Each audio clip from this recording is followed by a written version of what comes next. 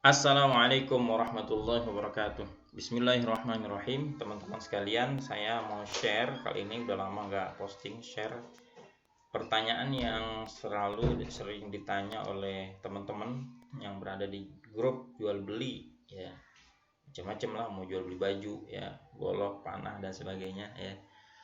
Ini pertanyaan udah sering banget dan sering muncul dan udah banyak dibahas, tetapi sering muncul lagi nih. Kenapa harga harus di inbox? Ya, kenapa? Ini muncul pasti dari orang yang belum pernah berjualan. Ya, karena orang yang udah pernah jualan dia ngerti. Ya, nggak usah tanya-tanya lagi. Ya. Dan ini adalah suatu pertanyaan yang wajar bagi seorang pembeli. Kalau dia nanya begini, apa sih ribet-ribet pakai inbox? Sebutin aja di sini. Nah, biar nggak tanya-tanya, saya mau memberikan beberapa alasan, ya. Mudah-mudahan bisa memberikan kepahaman. Ada 4 alasan. Nanti kalau dirasa kurang, silakan ditambahkan di komentar. Yang pertama, menunjukkan keseriusan pembeli. Ya, pembeli yang serius, ya, yang benar pasti dia mau inbox, ya, karena dia minat. Nah, pembeli yang hanya sekedar mau iseng-iseng aja, ya, pasti dia males inbox begitu. Ini ya poin pertama. Jadi menunjukkan orang mau inbox itu dia serius, entah itu jadi apa enggak, ya, dia serius gitu ya. Kemudian yang kedua, ini perlu dipahami oleh pembeli dan penjual, ya. Yang kedua adalah agar postingan selalu berada paling atas, ya. Begini, misalnya dalam grup itu satu hari ada 100 orang yang posting barang. Satu sekali posting maka akan muncul di paling atas grup. Orang kedua posting, muncul lagi. Orang ketiga posting lagi, maka terus ditindih sampai ke bawah, ya. Akhirnya apa? Akhirnya produk itu nggak ada yang lihat sama sekali. Karena apa? Udah kebanyakan. Nah, dengan adanya orang berkomentar, ketika orang komentar cek harga kan, ya. Maka dengan adanya orang berkomentar, maka postingan itu akan berada paling atas, ya, dan akan ada muncul notifikasi di beranda masing-masing. Si fulan komentar di ini gitu, kelihatan, ya. Tapi kalau misalnya harga itu udah ditulis, ya, harga ditulis, maka orang yang lihat dia nggak akan komentar lagi dan produk itu nggak akan naik lagi ke atas. Akhirnya apa? Iklan yang seperti itu kurang efektif. Ya, makanya kalau dalam Bukalapak itu ada namanya push, ya. Push itu malah beli loh, ya. Push itu beli, sehingga apa? Biar produk itu naik dalam pencarian dia akan mudah. Nah, itu salah satu marketing. Nah, sehingga apa? Pembeli akan mudah menemukan produk. Kalau paling bawah susah ditemukan. Itu alasan kedua, ya. Kemudian alasan ketiga adalah menjaga harga reseller, karena banyak dari para penjual atau maker, pembuat, ya, baik bikin pembuat produk ya, seperti biasa saya panahan, ya, golok dan sebagainya. Itu ada maker, ya, ada yang penjual, ada reseller.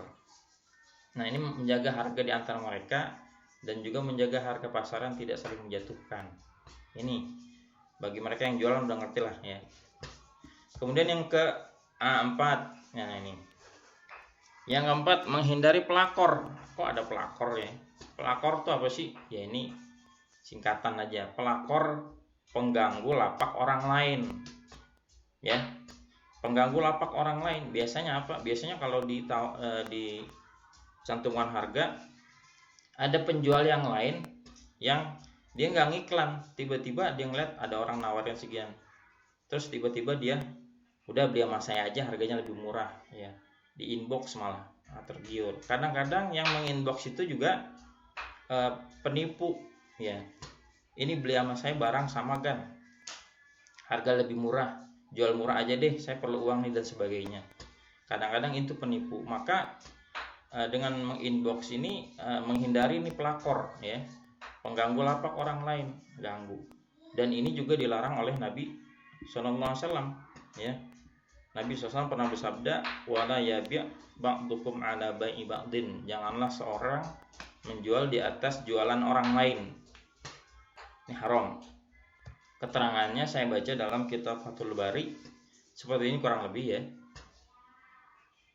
Al-bai'u 'alal bai'i haram. Ya, perhatikan ini.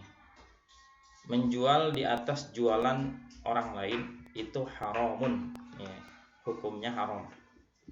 Kemudian wa kadza asyira'u 'ala syira'i. Begitu juga haram hukumnya menjual di atas jualan orang lain.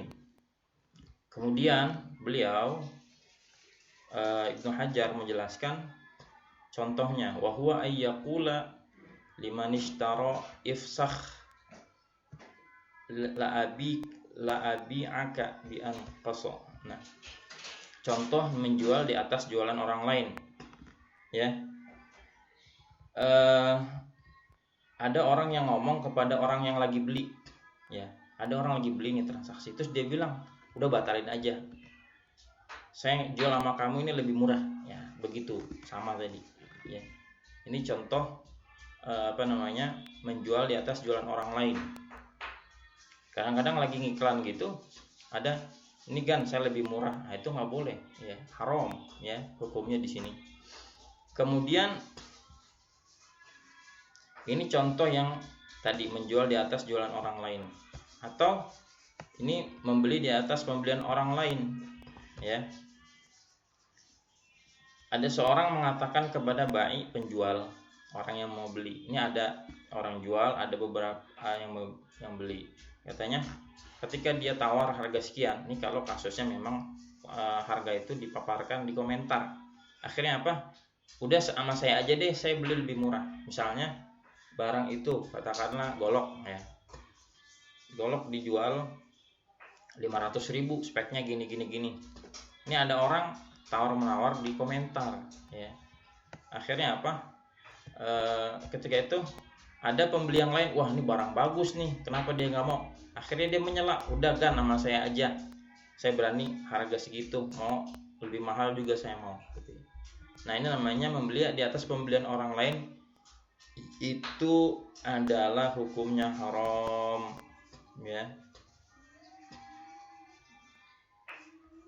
Nah, ini kata beliau, wa huwa mujma'un alaih, ini adalah perkara yang disepakati oleh ulama, mujma'. Maka teman-teman sekalian, mudah-mudahan ini sedikit pencerahan dari saya, sharing dari saya.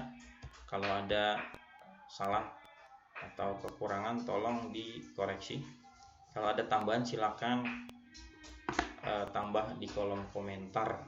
Mudah-mudahan bermanfaat, dan silakan sharing kepada teman-temannya agar video ini lebih bermanfaat lagi pada orang lain. Demikian dari saya. Assalamualaikum warahmatullahi wabarakatuh.